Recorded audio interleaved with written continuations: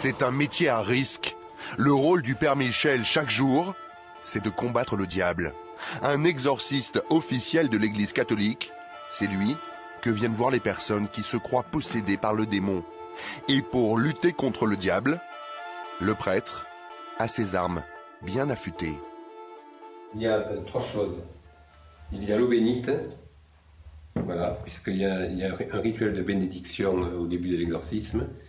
Donc il y a l'eau bénite, il y a la croix, puisque c'est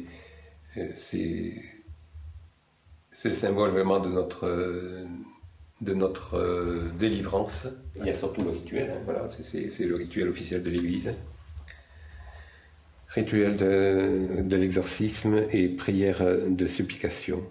Voilà, c'est le rituel officiel de l'Église catholique. Cette année en France, 25 000 personnes ont fait une demande d'exorcisme, un record depuis des décennies. Et les exorcistes officiels sont totalement débordés.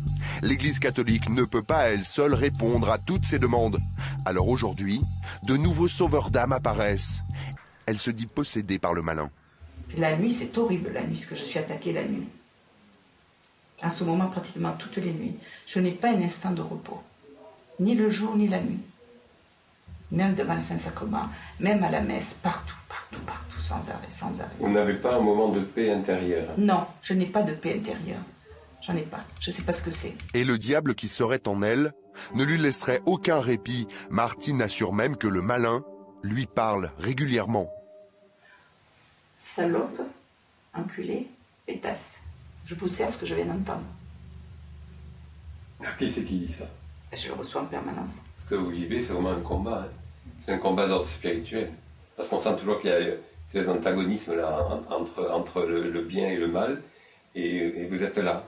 Vous êtes vous êtes victime de... Oui, victime. Dans ce combat, vous êtes victime. Quoi. Et vous avez tout ça encore dans... Ça m'habite encore. Dans l'esprit. J'ai de l'impureté dans le ventre, dans mon ventre. C'est répugnant. Alors pour lutter contre cette mainmise du mal, le Père Michel lui propose un exorcisme. L'objectif, c'est de faire sortir le diable et délivrer l'âme de Martine, grâce à un rituel très précis qui date du Moyen-Âge. La séance démarre dans le calme, avec une simple prière adressée à Dieu. Au nom de Jésus, par la puissance de l'Esprit Saint, je détruis l'effet de toute parole, de toute incantation, de toute malédiction. Mais au bout de 10 minutes, l'exorcisme commence à faire son effet. Martine a une réaction pas très catholique. T'as fait entendre des sourds, t'as fait parler des muets, t'as fait marcher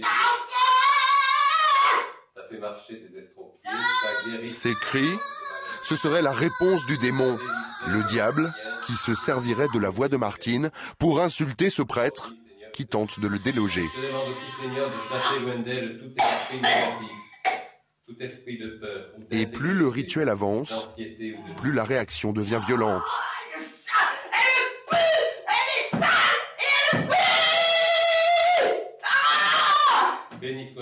Ces insultes seraient cette fois adressées directement par le diable à Martine. Alors le prêtre passe à l'étape suivante. Avec un crucifix, il va ordonner au diable de sortir du corps de Martine. Votre psychisme ou votre esprit cesse maintenant dans le nom de Jésus. Enfin, le prêtre lui impose ses mains une bénédiction pour protéger Martine du mal. En tout, la séance aura duré une demi-heure. Bon, mais... ça sans doute revenir. Une demi-heure de cris, de souffrance et de pleurs. Une réaction assez classique dans ces luttes du bien contre le mal.